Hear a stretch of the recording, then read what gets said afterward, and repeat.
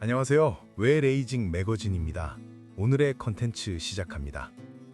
오후 커피 한 잔의 여유, 포기하기 어려우시죠?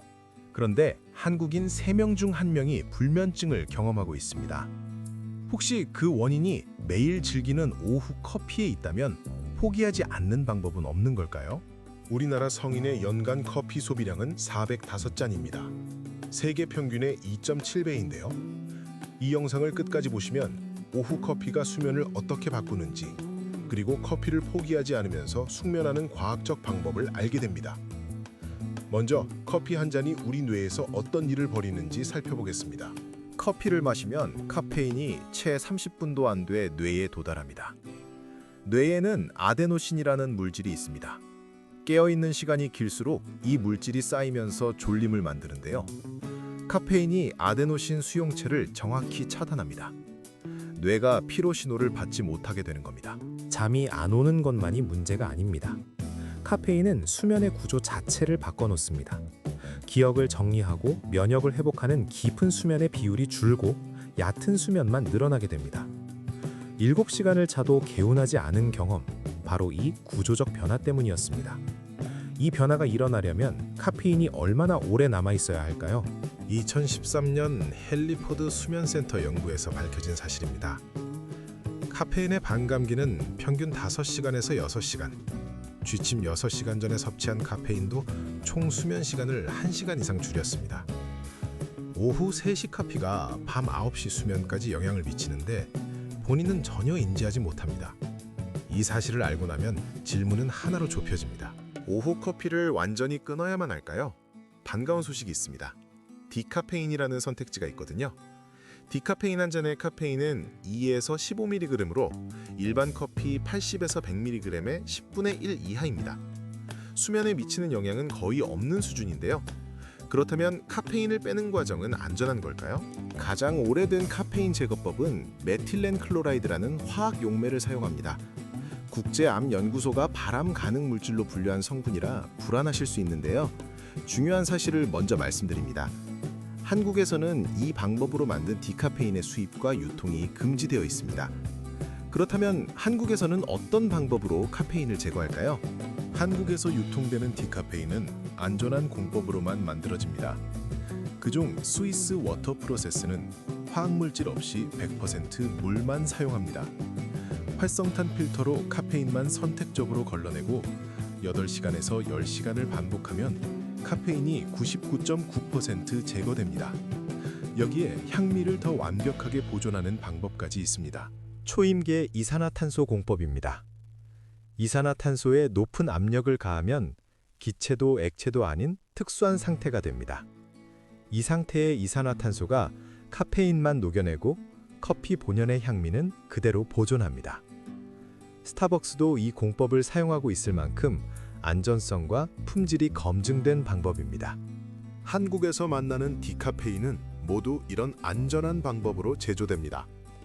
여기까지 들으시면 디카페인은 카페인만 뺀 평범한 커피처럼 보이는데요. 과학자들이 디카페인을 깊이 연구하면서 예상하지 못한 사실을 발견하게 됩니다. 디카페인 커피에는 클로로겐산이라는 강력한 항산화 성분이 일반 커피에 못지않게 풍부합니다. 이 연구 결과를 보고 정말 놀랐는데요.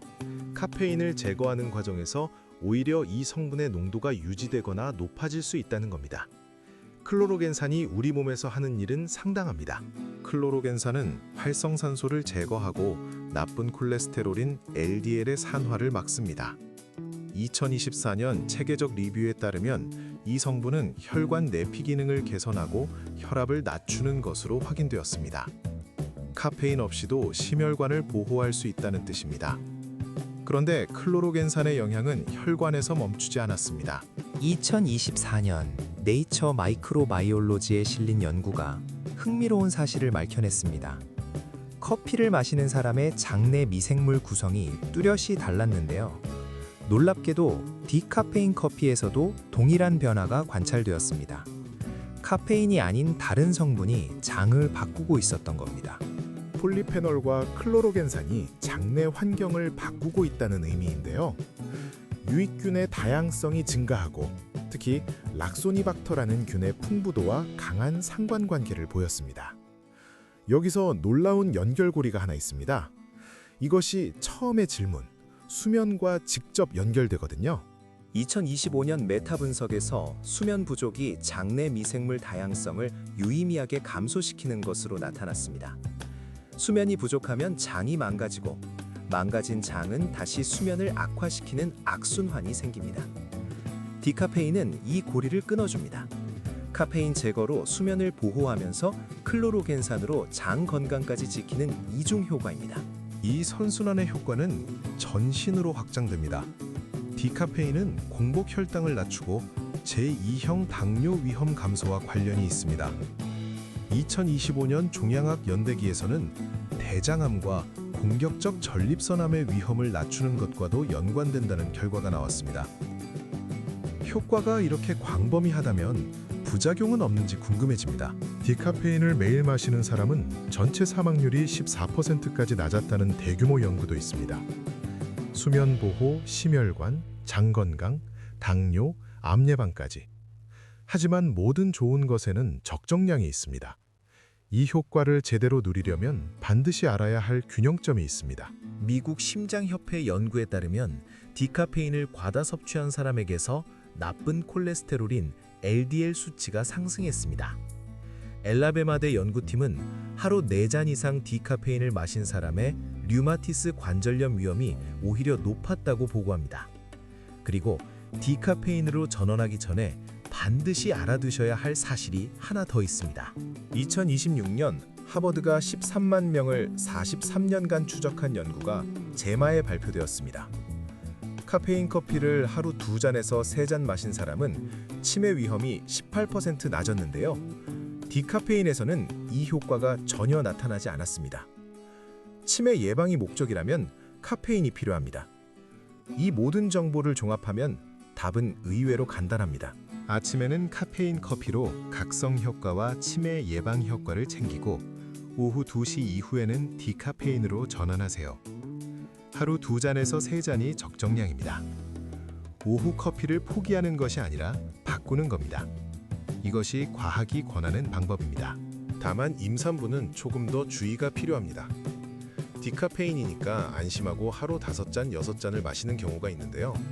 잔류 카페인 5mg 곱하기 6잔이면 30mg입니다. 여기에 초콜릿이나 녹차까지 더하면 카페인 총량은 예상보다 빠르게 올라갑니다. 하루 3잔에서 4잔 이하를 권합니다. 디카페인을 고를 때 제조 공법을 확인하는 습관도 중요합니다.